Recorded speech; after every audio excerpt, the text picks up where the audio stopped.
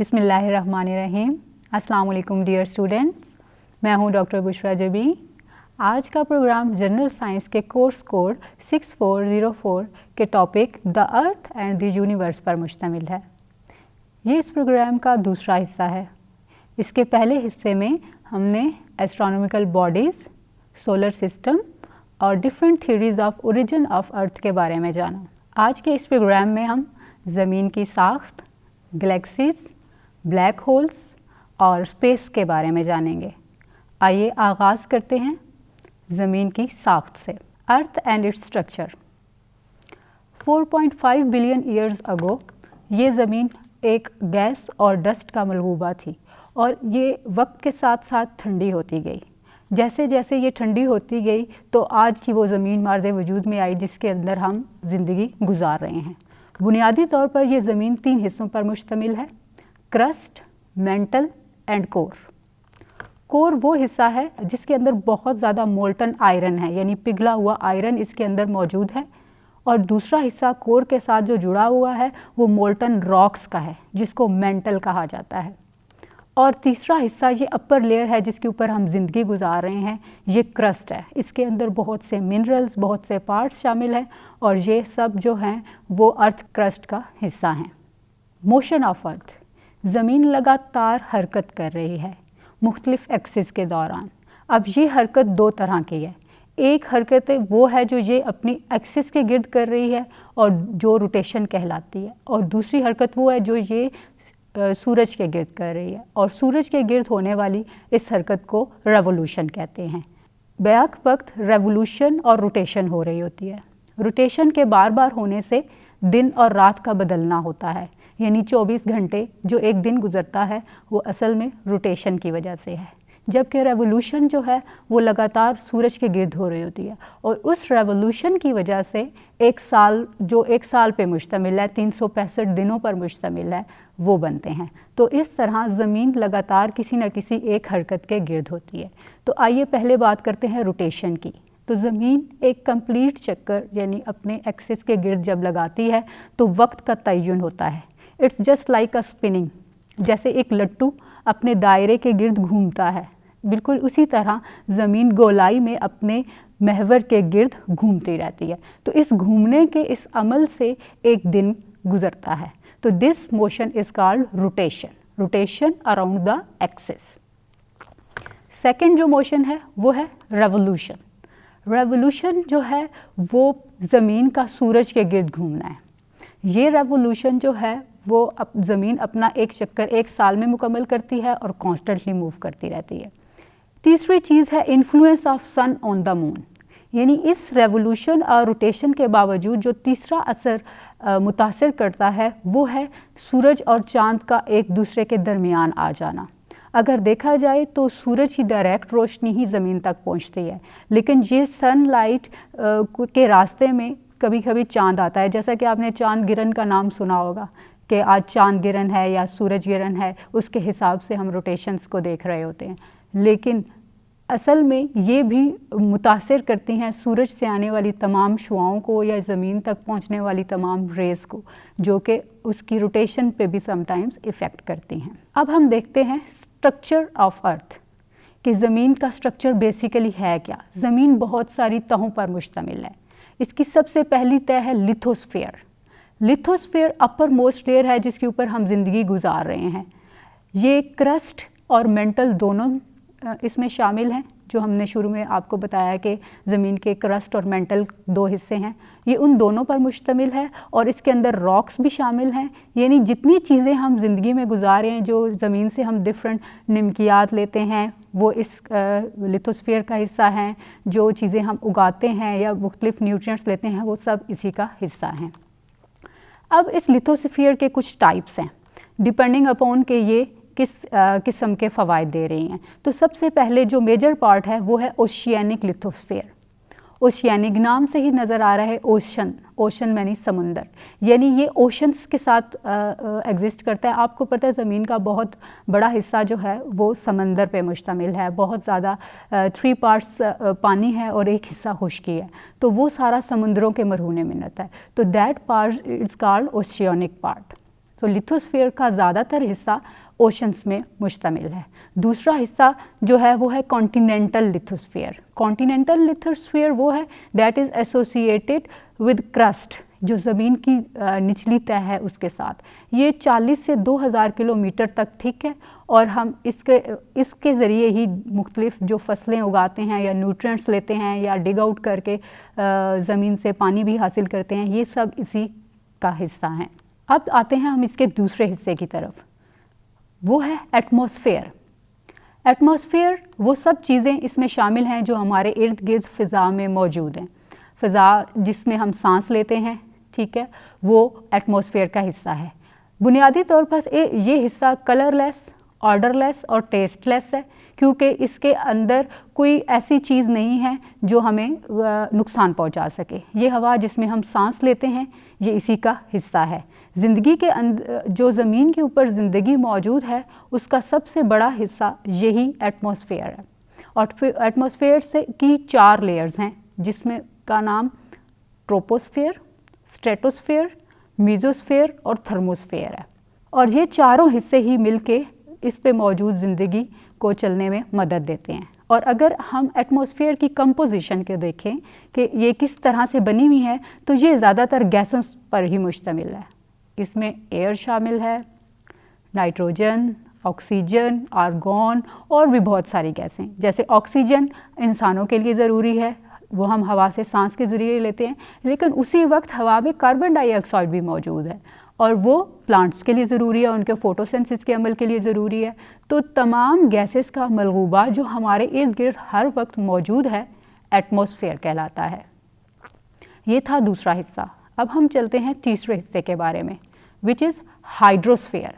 Hydro mean water and sphere वो portion है जो हम तमाम इकसाम का वाटर जिसके अंदर मौजूद है। Actually it is a total mass of water, यानी जितना भी वाटर मौजूद है, चाहे वो ज़ेरे ज़मीन है, ओशंस हैं, रिवर्स हैं, स्ट्रीम्स हैं, लेक्स हैं या पोलर आइस के जो बड़े बड़े पहाड़ हैं, वो सब इसमें शामिल हैं। Glaciers, ground water, all kinds of water are the part of hydrosphere.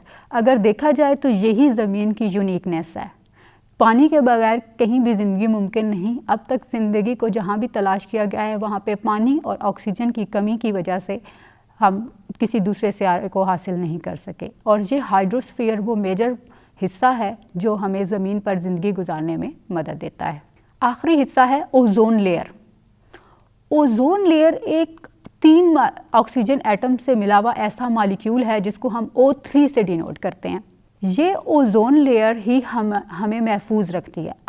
आपको मालूम है सूरज से हर रंग की शुआएं निकलती हैं और ये सारी शुआएं ज़मीन तक जो पहुंचने से रोकती है वो ये ओजोन लेयर है। ये बिल्कुल ऐसे ही है जैसे कोई प्रोटेक्टिव लेयर हो जो हमें बाकी चीज़ों से बचाती हो।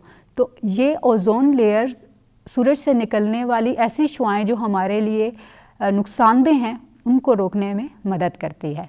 और ये अल्ट्रा वायलेट रेज़ को स्पेशली बहुत ज़्यादा रोकती है और तकरीबन 99% अल्ट्रा वायलेट रेज़ को ये अपने अंदर एब्जॉर्ब कर लेती है, अपने अंदर एब्जॉर्ब कर लेती है ताकि वो ज़मीन तक ना पहुंच सकें।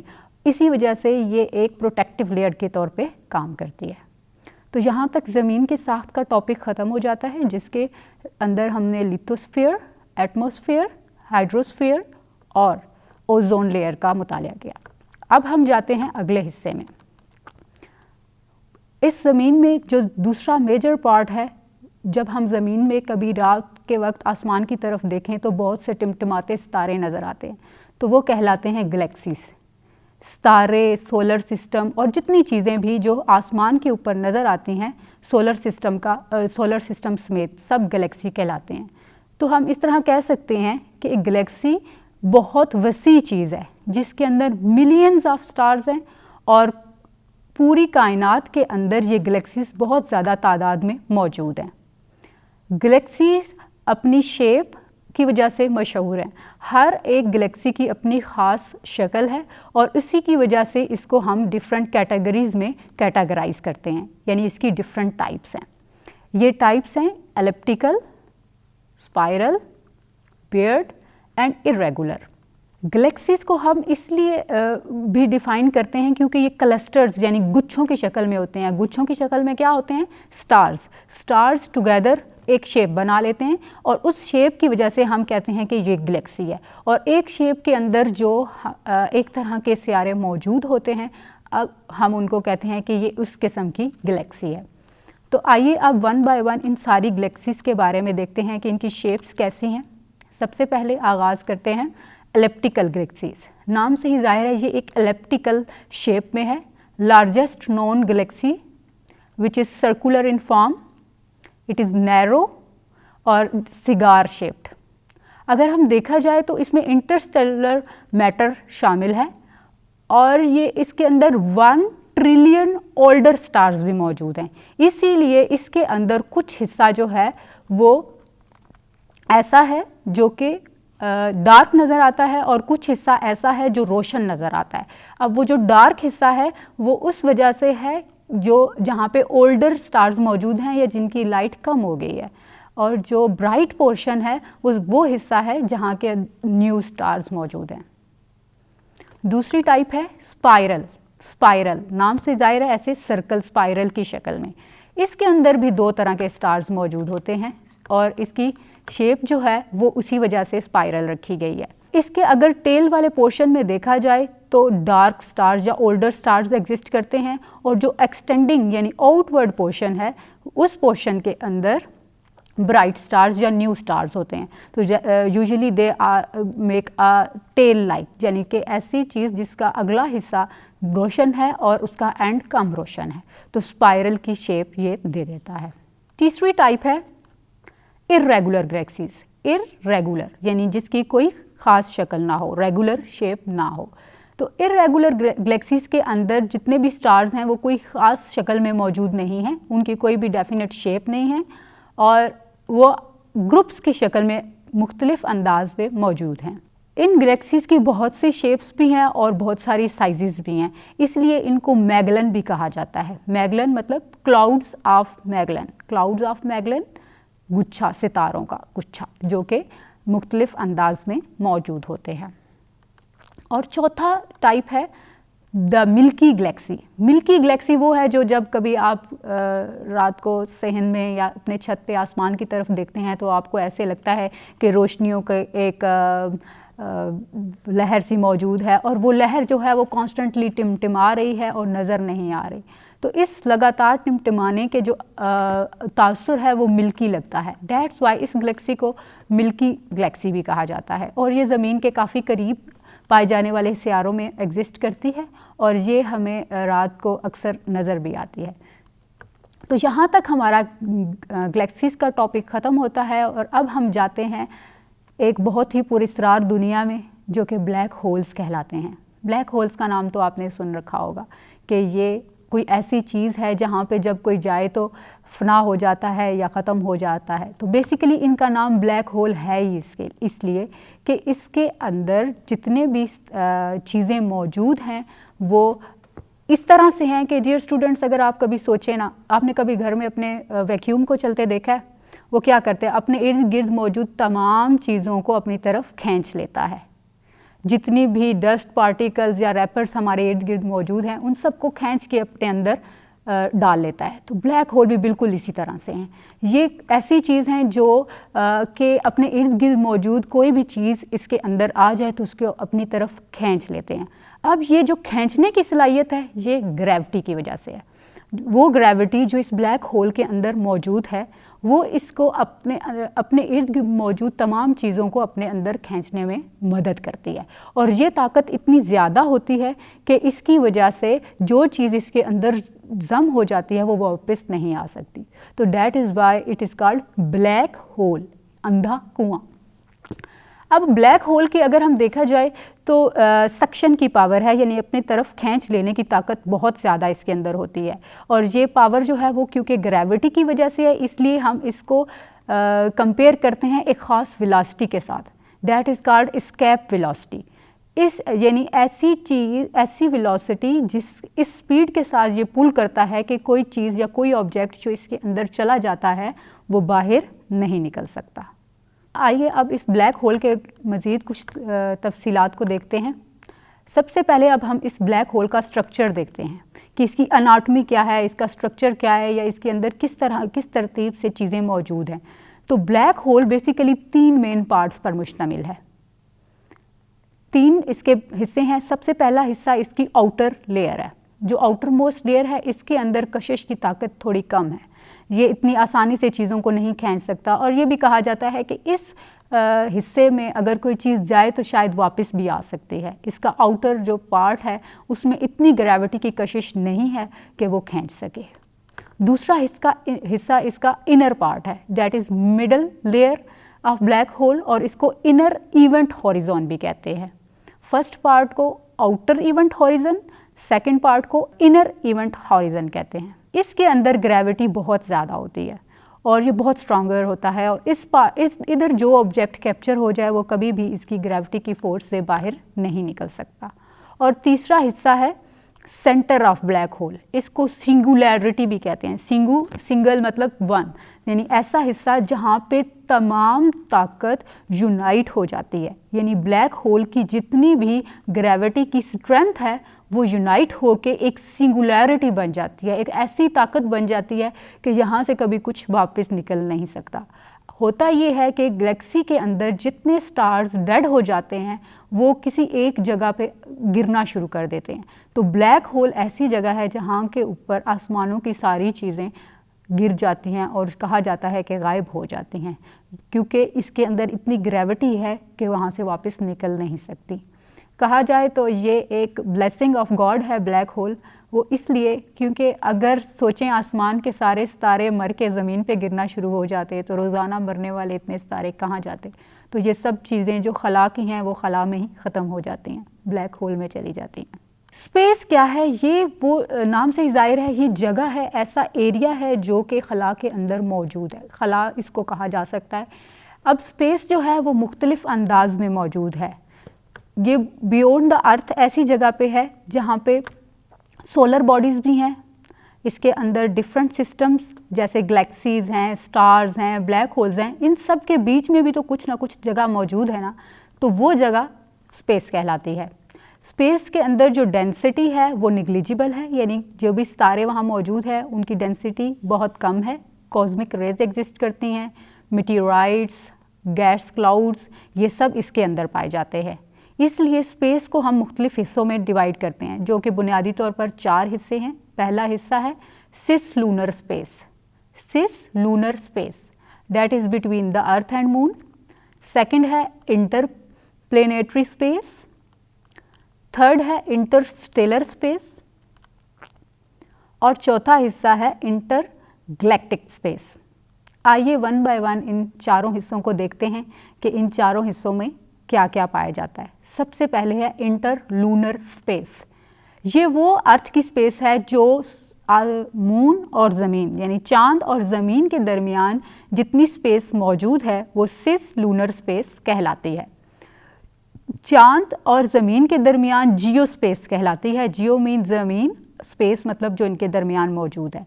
बेसिकली 4 डेज़ ईच मंथ, यानी हर महीने में 4 दिन ऐसे होते हैं जब surface of moon is surrounded या शील्डेड बाय, यानी कवर हो जाती है फ्रॉम द सोलर विंड, यानी जो सोलर सिस्टम की हवाएं हैं वो चांद और ज़मीन के दरमियान के फासले को कवर कर देते हैं। और हर महीने में ये 4 दफ़ा होता है, यानी ये कह लें कि हर हफ्ते एक दफ़ा ऐसा वक्त आता है जब सूरज और चांद के दरमियान जो जगह है इंटरलूनर स्पेस है वो डस्ट से कवर अप हो जाती है। सेकंड पार्ट है इंटरप्लेनेटरी स्पेस। प्लेनेटरी प्लैनेट यानी प्लैनेट्स के दरमियान जो स्पेस है वो इंटरप्लेनेटरी स्पेस कहलाती है। जितने भी प्लैनेट्स हमारी गैलेक्सी के अंदर मौजूद हैं वो सब एक दूसरे से किसी न किसी फासले पे मौजूद हैं, और उनके दरमियान जो स्पेस है वो इंटरप्लेनेटरी स्पेस कहलाती है। और ये इंटरप्लेनेटरी स्पेस टोटली वैक्यूम है, इसके अंदर फ्री पाथ है, यानी चीज़ें किसी भी तरफ जा सकती हैं। और एस्ट्रोनॉमिकली अगर हम देखा जाए तो ये भी ऑर्बिटल डिस्टेंस के साथ ज़मीन के गिर्द घूमती हैं, यानी ज़मीन जो अपने ऑर्बिट में घूमती है ये उससे मुख्तलिफ अंदाज में ऑर्बिट्स के अंदर घूम रही होती हैं। तीसरा हिस्सा है इंटरस्टेलर स्पेस। ये वो फिज़िकल स्पेस है जो कि गैलेक्सी के अंदर नहीं है, और स्टार्स और प्लैनेट जो जितने सोलर सिस्टम है, यानी जो हमारा प्लेनेटरी सिस्टम है, उनमें एक दूसरे के बीच में जो स्पेस है वो इंटरप्लेनेटरी स्पेस कहलाती है। इंटरप्लेनेटरी स्पेस को अगर देखा जाए तो ये प्लैनेट्स के दरमियान मौजूद मुख्तलिफ गैसों की शक्ल में है, और ये इसका अंदर जो 106 पार्टिकल्स पर सेंटीमीटर क्यूब मौजूद हैं, यानी 106 पार्टिकल्स हैं हर 1 सेंटीमीटर क्यूब के फासले पे मौजूद। ज़्यादातर ये हिस्सा हीलियम गैस से भरा हुआ है, और इसके अंदर बहुत सारे और बिहेवियर एटम शामिल हैं जो कि सैटेलाइट के अंदर मूव करने वाले डिफरेंट न्यूक्लियोसिंथेटिक प्रोसेसेस को भी नोट कर रहे होते हैं या उनमें मदद कर रहे होते हैं। तो मेजर हिस्सा कौन सा हुआ इसमें? हीलियम गैस, जो कि एक नोबल गैस है जो किसी से रिएक्ट नहीं करती बल्कि न्यूक्लियर रिएक्शंस को इन्हांस करती है। आखिरी हिस्सा है intergalactic space. Intergalactic, galactic mean Galaxy, galaxies के अंदर जो स्पेस पाई जाती है, यानी मुख्तलिफ़ किस्म की गैलेक्सीज जो सिस्टम के अंदर मौजूद हैं, उन स्पेसेस को हम कहते हैं इंटरगैलेक्टिक स्पेसेस। ये बहुत बड़ी स्पेसेस हैं जो क्लस्टर ऑफ गैलेक्सीज के को डिवाइड करती हैं। इनकी डेंसिटी जो है वो पूरी कायनात के हिसाब से सबसे ज़्यादा है, लेकिन ये डेंसिटी यूनिफॉर्म नहीं है, यानी एक जैसी नहीं है, मुख्तलिफ एरिया में ये डेंसिटी मुख्तलिफ होती है। तो यहाँ तक आज के तमाम इंटरेस्टिंग टॉपिक्स का इख्तिताम होता है। उम्मीद है आपको काफ़ी इंटरेस्टिंग लगा होगा। अर्थ का स्ट्रक्चर जो कि हमने देखा कि किस तरह ये लिथोस्फेयर और हाइड्रोस्फेयर, एटमॉस्फेयर का हिस्सा बनी हुई है। उसके बाद हमने मोशन ऑफ अर्थ को देखा। 2 बहुत ही यूनिक मोशंस थी जो कि हमारी कॉन्स्टेंटली हो रही हैं, रोटेशन की भी और रेवोल्यूशन की भी, जिसकी वजह से हमारे रात दिन बदल रहे हैं। फिर हमने गैलेक्सीज़ के बारे में देखा। गैलेक्सीज़ की 4 टाइप्स, इलिप्टिकल, स्पाइरल, ऑर्बिट और इरेगुलर शेप्स के अंदर पाई जाने वाली गैलेक्सीज़ की डिटेल्स देखी। और आखिरी हिस्से में हमने ब्लैक होल और स्पेस के बारे में जाना। इसके साथ ही आज के प्रोग्राम का इख्तिताम होता है। मिलते हैं किसी नए प्रोग्राम में नए टॉपिक के साथ। अल्लाह हाफ़िज़।